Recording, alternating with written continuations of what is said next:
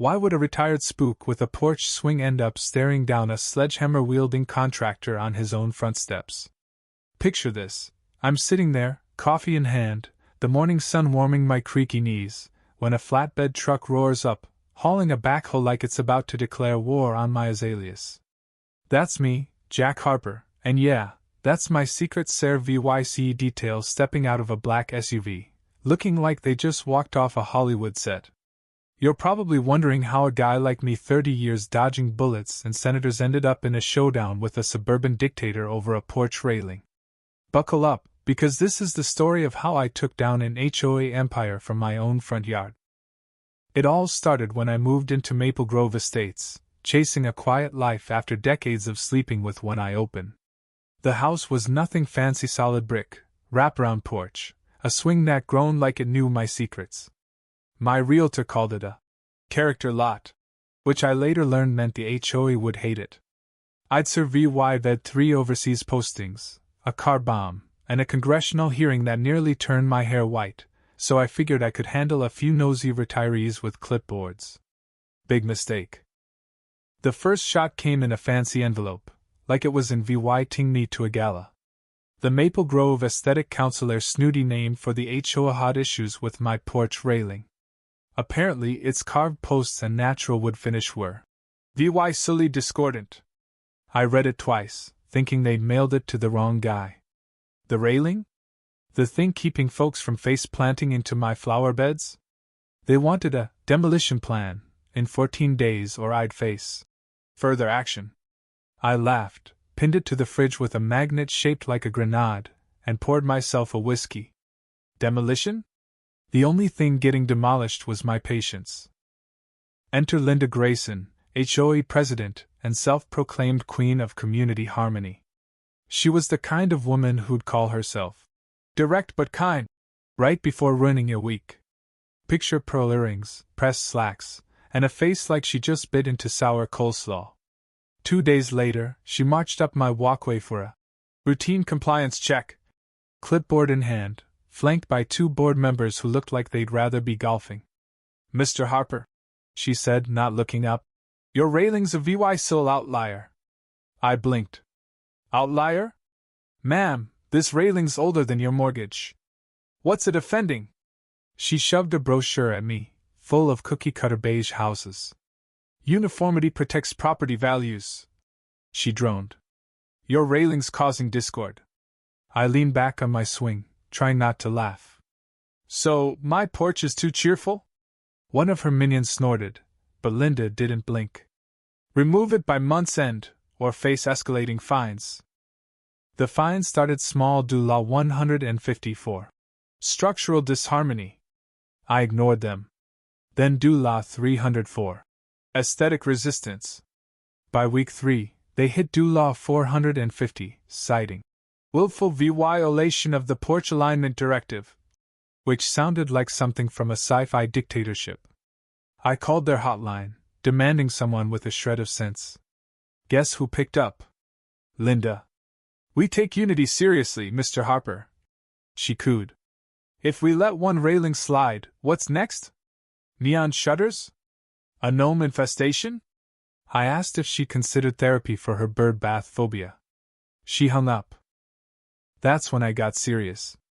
I installed motion cameras, saved every letter, and built a binder labeled "Weaponized Bureaucracy." I wasn't just fighting for my porch, I was fighting a system that thrived on fear and conformity. Neighbors noticed. Some, like Tom across the street, gave me thumbs-ups. Others, like Ellen, whispered about Linda fining her for off-key wind chimes. Most kept their heads down, scared of Linda's wrath. The fines piled up: do law 2000 and counting.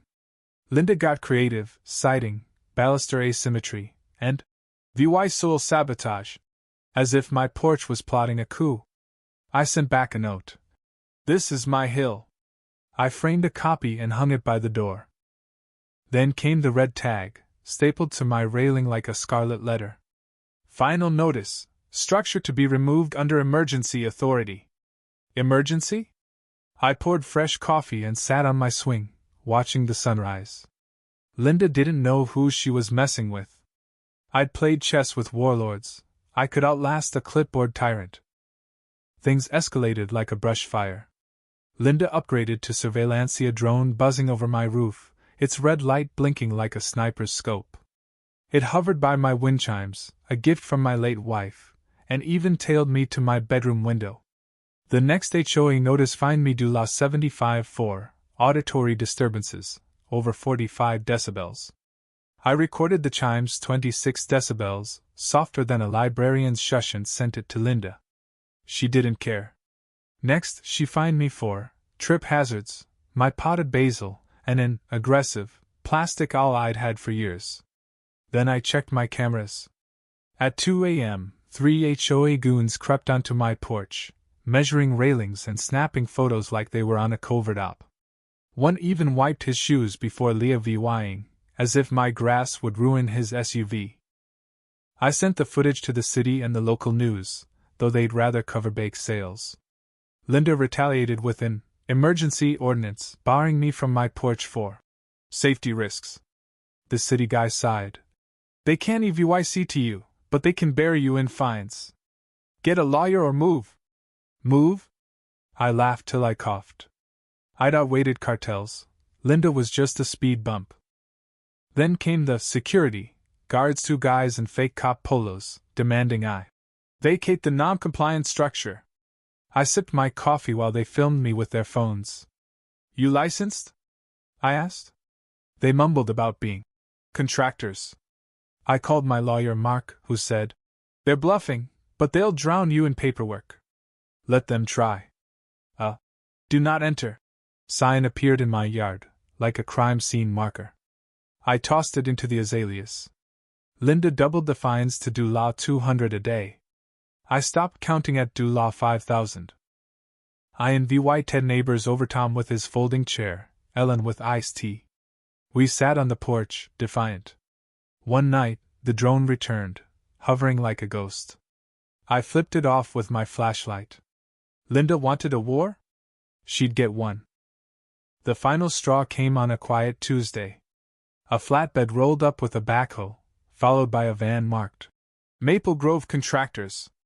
Linda strutted behind, clipboard gleaming. Mr. Harper, she smirked. Today we remove your unauthorized structure. I stood. You're gonna tear down my porch while I'm on it? She nodded to a guy with a sledgehammer. Swing that, I warned, and you'll be explaining why you attacked federal property. He froze. Linda snapped. Do it! That's when the black Suburban pulled up.